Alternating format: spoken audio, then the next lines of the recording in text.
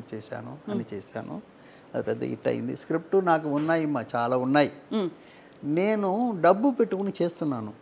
ఈ డబ్బు మళ్ళీ రావాలి కదా. అది నేను ఎవరి దగ్గర పోయి అయ్యా బాబు నిలవలేను. నాకు అలవాట్లేదు. ఎవరి దగ్గర ఇంతవరకు పోయి అయ్యా బాబు నిలిచింది లేదు నా లైఫ్లో.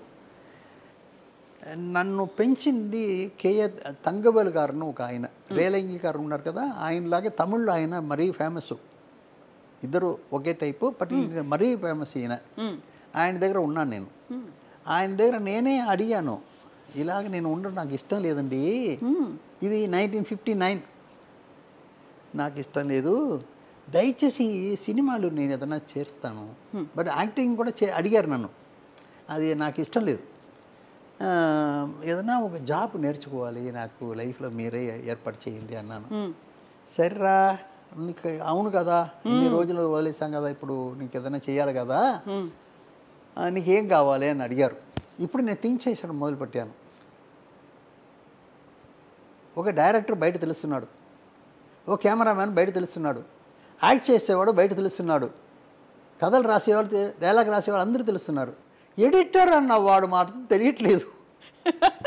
ఎడిటర్ మోహన్ అంటే ఎలా ఉంటారు ఆ కాలంలో నేను చెప్తున్నాను. బట్ ఏంటంటే అప్పుడు ఉన్న వాళ్ళ డైరెక్టర్ అందరూ కూడా ఎడిటింగ్ నేర్చుకుని డైరెక్షన్కి వచ్చారు. పాత ఎడిటర్స్ అంతా కూడా, పాత డైరెక్టర్ అంతా కూడా ఎడిటింగ్ నేర్చుకునే డైరెక్షన్కి వస్తారు. అంటే ఆ జాబ్ ఎంత గొప్పది అని నాకు చిన్న మనసులో పడింది.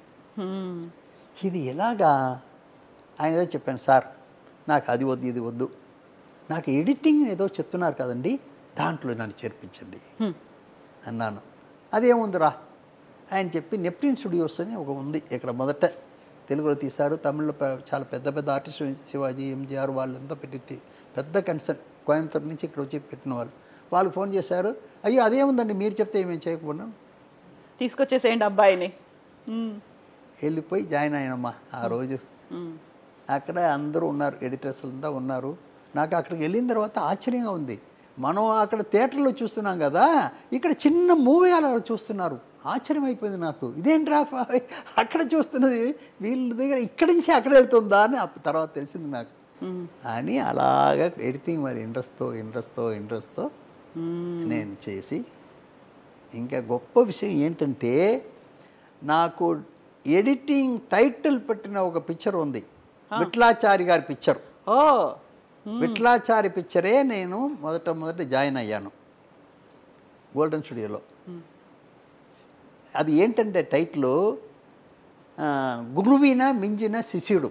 గురువుని మించిన శిష్యుడు. ఆ పిక్చర్లో నా మొదట టైటిల్ వచ్చింది. ఎడిటింగ్ అసిస్టెంట్ ఎడిటర్ మోహన్ అని పేరు వచ్చింది. గురువున మించిన శిష్యుని అయ్యాను. నిజంగా కదా, అదలా కోఇన్సిడెన్స్ కలిసి వచ్చింది. అలాగే అక్కడ నుంచి అన్ని విఠలాచారి గారి పిక్చర్ అన్నీ చేశాను. ఎన్టీ రామారావు పిక్చర్, అగ్గిపెడుగు, అగ్గిపరాట అన్నీ. రామారావు గారు కూడా నా దగ్గర మంచి మర్యాదగా మాట్లాడతారు, చాలా గొప్ప ఆయన నా మీద. విఠలాచారి గారికి నేను ఉండే తీరాలి, ఎందుకంటే నేను అన్నిట్లో కొంచెం ఇంట్రెస్ట్ తీసుకుంటాను, సౌండ్ సైడ్, పిక్చర్ సైడ్ అన్నింటిలో ఇంట్రెస్ట్ తీసుకుంటాను. అందువల్ల ఆయనకి నేను కావాల్సిన మనిషి అయ్యాను. మా గురుగారి దగ్గర చాలా మర్యాదగా ఉన్నాను. మళ్ళీ విఠలాచారి పిక్చర్కి నేనే ఎడిటర్ అయ్యాను. అలాగే అలా నన్ను పెంచుకునే వచ్చాను అమ్మా. ఇప్పుడు విఠలాచార్య సినిమాలు అనగానే మనకు అర్థమవుతుంది ఏ కైండ్ ఆఫ్ జానర్ ఉంటుంది అనేది. ఆ టైంలో సినిమాటోగ్రఫీకి ఎంత ఇంపార్టెన్స్ ఉంటుందో, ఆ ఫోటోగ్రఫీ ఎలా తీస్తారు అనే దాంతో పాటుగా ఎడిటింగ్ ఎలా చేస్తారు, అలాంటి దయ్యాలు రావడం ఏంటి, పొయ్యిలో కాళ్ళు పెట్టుకొని కూర్చోవడం ఏంటి, ఆ కాన్సెప్ట్లు ఏంటి, ఇవన్నిటిని ఎడిట్ చేయడం అనేది ఒక క్రియేటివిటీ అనేది ఉంటుంది. డైరెక్టర్ ఎలా ఆలోచించాడో దాన్ని మీరు ఎలా ప్రొజెక్ట్ చేసి మీరు చూపిస్తున్నారు అనేది ఎలా ఉండేది ఆ కోఆర్డినేషన్ ఆ టైంలో? ఇప్పుడు నేను చెప్పాను కదా, సినిమా ఇప్పుడు కెమెరామెన్ బా సార్ నా షాట్ చూసారా అని చెప్పొచ్చు, డైరెక్టర్ నా ఎంత బాగా చేశాను చూడండి చెప్పొచ్చు. ఎడిటర్ ఎలా చూపిస్తాడు? వాడికి ఎక్కడ ఉంది చూపించేదానికి? ఏముంది? ఎందుకంటే ఎవ్రీ షాట్ జాయింట్లో ఉన్నాడు వాడు, బయటకు తెలియదు. అది తెలిసి అసింగం అయిపోతుంది. జాయింట్లో ఉన్నాడు. ఎమోషన్ని ఎలా తీసుకురావడం అనేది అక్కడే ఉంది ఎడిటింగ్లో. ఎమోషన్ ఎలా తీసుకురావడం, డైరెక్టర్ ఏదో తీసుకొచ్చి ఉంటాడు, అది చేసేటప్పుడు అది వేరే విధంగా ఉంటుంది. బట్ అదే సీన్ ఇప్పుడు చెప్పాను కదా మీకు, ఒక మంచి ఆర్టిస్ట్ ఉంటే ఆయన డైలాగ్లోనే అందరిని సెంటిమెంట్లో ఏడిపించేస్తాడు ఆటోమేటిక్గా. అవును, ఒక ఆర్టిస్ట్ యావరేజ్ ఆర్టిస్ట్ దొరికితే మెయిన్ ఎడిటింగ్లో ఇన్సర్ట్స్ మీద ఇన్సర్ట్స్ వేసి వేసి వేసి దాన్ని క్రియేట్ చేస్తాం, చెప్పాను కదా. ఎలా మిక్స్ చేసి తీసుకొస్తారు ఎమోషన్ని. అలాగా ఎడిటింగ్ అనేది మరీ ఇంపార్టెంట్. ఇంకోటి అందరు తప్పు ఒప్పులు ఎక్కడ సరిచేస్తామంటే ఎడిటింగ్లో. అందరు తప్పుల్ని మొదట సరిచేయడం ఎక్కడ, ఎడిటింగ్లో. అందరూ తప్పులు అర్థం చేసుకోవడం ఇక్కడ, ఎడిటింగ్లో. డైరెక్టర్ వస్తాడు, రష్ చూస్తూ ఉంటాం, అయ్యో ఇక్కడ ఇలా చేసామే అనేది ఎక్కడ వారికి వస్తుందంటే అక్కడికే వస్తుంది. అందువల్ల తప్పు ఒప్పులను సరిచేసే ప్లేస్ ఏదంటే ఎడిటింగ్ రూమ్. ఇప్పుడు నేను ఇంత సక్సెస్ నాకు రీజన్ అది.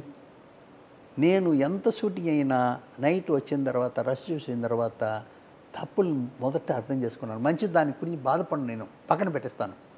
తప్పులు ఉంటే వెంటనే సరిచేస్తాను. సరిచేసి మళ్ళీ సరిచేసేటప్పుడు తప్పు లేకపోతే మంచిదైపోతుంది కదా. అవును కదా, నిజమే.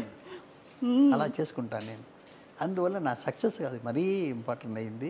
నేను ప్రొడ్యూసర్ అవ్వచ్చు, డైరెక్టర్ అందరిని కంట్రోల్ చేస్తాను. నేనే చెప్తుంటాను, అయ్యా బాబు నువ్వు చేసే తప్పుమా ఇలా చేయండి అలా చేయండి అని. అలాగే ఆర్టిస్ట్ గారు ఉంటాను నేను. ఉంటేనే వాళ్ళు కొంచెం జాగ్రత్తగా ఉంటారు సెట్లో. మోహన్ గారు ఉన్నారు, చూస్తున్నారు, వాళ్ళు కూడా మరీ ఇంట్రెస్ట్గా ఉంటారు. ఆయన చెప్తే కరెక్ట్గా ఉండదని వాళ్ళకి తెలుసు. కొందరు ఏం చేస్తారంటే నా రియాక్షన్ చూస్తారు, డైరెక్ట్ రియాక్షన్ కూడా చూడరు. ఓకేనా ఓకేనా మళ్ళీ రీటేక్ వెళ్ళాలా.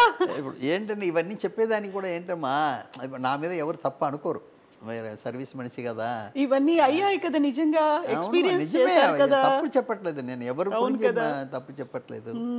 ఏం చేద్దామా, ఇప్పుడు ఒక పిక్చర్కి ఒక డైరెక్టర్ని కన్ఫర్మ్ చేస్తున్నాను, ఆల్రెడీ ఒక పిక్చర్ రిలీజ్ చేస్తున్నాడు. ఆ పిక్చర్లో ఫస్ట్ షాట్ పెడుతున్నాను నేను.